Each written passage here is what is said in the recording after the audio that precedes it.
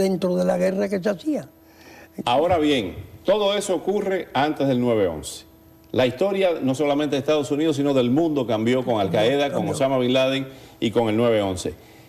¿Cree Raúl y cree Rolando, la misma pregunta para los dos, que este caso de Airline Brokers pudiera llegar a un final, Rolando, pudiera llegar a un final la investigación, dado que todas las agencias, hay 5 agencias federales, nos revelaba el señor Maferrer, que vino hace 2 noches, que estuvo en el departamento también antiterrorista de la policía de Miami, señalando que hay por lo menos 5 agencias federales. La tecnología ha mejorado muchísimo para rastrear. La ciencia y la tecnología es impresionante en el descubrimiento de estos hechos.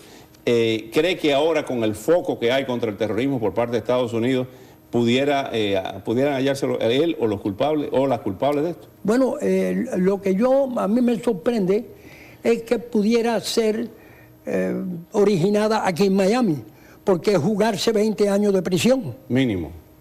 O sea, el terrorismo va en avance. Y yo siempre tengo mi sospecha de castristas. Y tú me dices, es más fácil acusar a Castro que buscar aquí a los que sean cubanos también. Seguro que los que están entrenados para eso los conoce todo el mundo. O sea, tiene que ser gente nueva.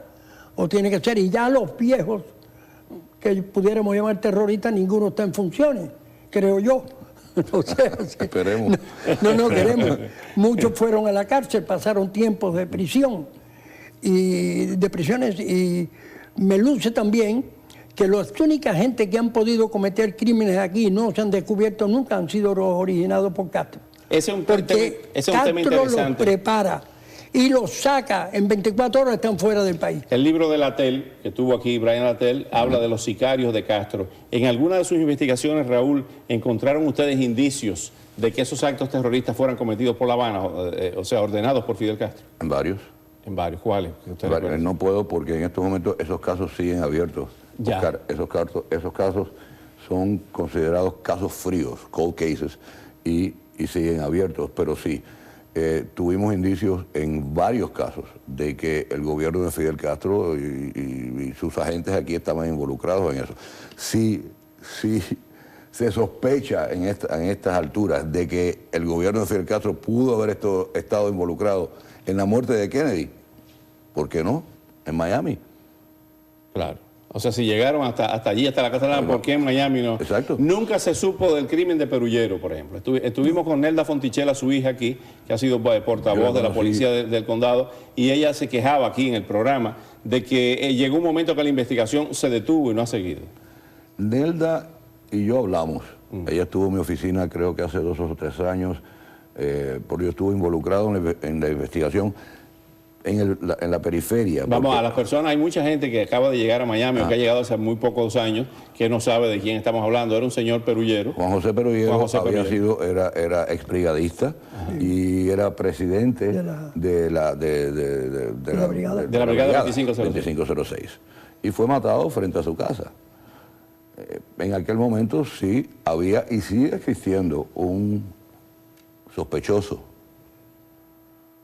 Pero volvemos al ¿No ha caso. sido arrestado? No, nunca ha sido arrestado. ¿De La Habana o de aquí? Bueno, depende, porque también estuve involucrado en otro caso anteriormente.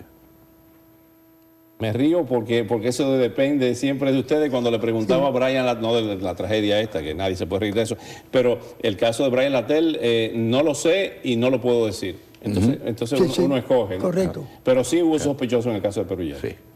Que no hay evidencia más allá de toda duda razonable para... Y la hija sabe quién es. Hablamos de una persona en particular. Ya. Vamos a volver a esa etapa, Rolando. Raúl nos contestaba que él espera que esto sea un hecho aislado. ¿Crees que esto es un hecho aislado? Yo que no existen las condiciones de los 70 creo que sea aislado. ¿No crees que sea aislado? Creo que sea aislado. No creo que sea producto de una organización como eran antes. Antes estaba el coro, estaban los nacionalistas. ¿Por qué, por ejemplo, una persona, un canadiense que está en Cuba, que escribe en Granma, Jean-Guy Allard, que todo el mundo sabe que es un hombre de la DGI cubana, que trabaja con los servicios de inteligencia cubanos, se hace pasar como periodista y publica en Granma, se lanza a acusar inmediatamente a Luis Posada Carriles y a la mafia de Miami, como él la llama, en este caso, pero de inmediato, antes de que comiencen las investigaciones. Bueno, eso es una forma clásica del gobierno de Cuba. Exacto. Si ellos, tenemos que llegar, si esto es un acto de terrorismo, sea aislado o sea el precursor de otras cosas que puedan venir, si es un acto de terrorismo, hay más probabilidades de llegar al fondo de la investigación, de si fue un caso creado por Cuba. Usted no descarta. Eso es lo que yo quería decir. Si fue un caso creado por Cuba, quizás más nunca lleguemos al fondo de esto. Pero ¿a quién le conviene en estos momentos que volvemos a un área de división en el exilio por diferentes filosofías políticas que están sobresaliendo ahora en el radio y en la televisión? ¿A quién le conviene que haya más división en el exilio? ¿Y a quién le conviene que venga otra sospecha sobre el exilio histórico al gobierno de Cuba? ¿Okay? Al fin y al cabo, a esa señora lo más probable es que tenía seguros, que haya tenido... O sea que yo no descarto que el gobierno de Cuba haya estado involucrado en eso. Ahora, también hay que mirar todos los ángulos, porque yo no sé en qué situación económica se encontraba ese negocio. Yo me recuerdo que en los años, antes de que yo estuviera en contraterrorismo, yo me recuerdo que en septiembre y octubre todos los restaurantes se quemaban.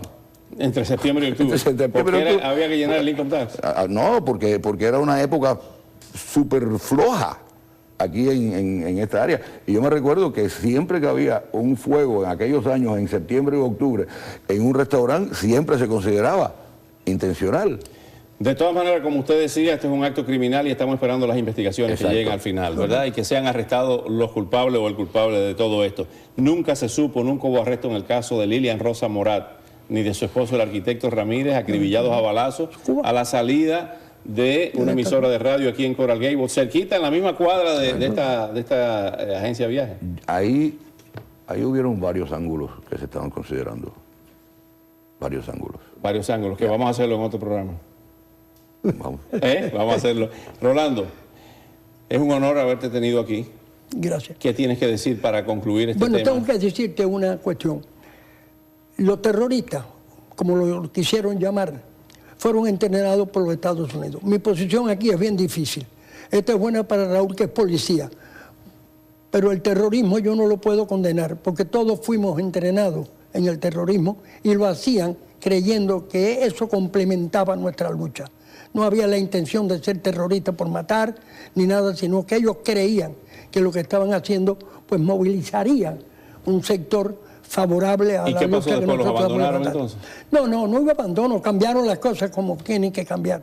Porque después pero el terrorismo siempre hay que rechazarlo. Pero claro que hay que rechazarlo, yo no creo. Pero hay terrorismo, el militar, el que se usa, el que hemos usado, y hay el terrorismo para causar el terror, ponerlo en un cine para demostrar que el gobierno va perdiendo control sobre la población. Como hacía Castro en Cuba, como hacía Castro en Cuba antes de la revolución. Que pusieron 100 bombas en La Habana. Es muy interesante analizar eso en parte. Pues entonces quedan invitados los dos, porque yo creo que debemos hacer aquí varios programas especiales con relación a esto y tratar este tema seriamente. Está bien.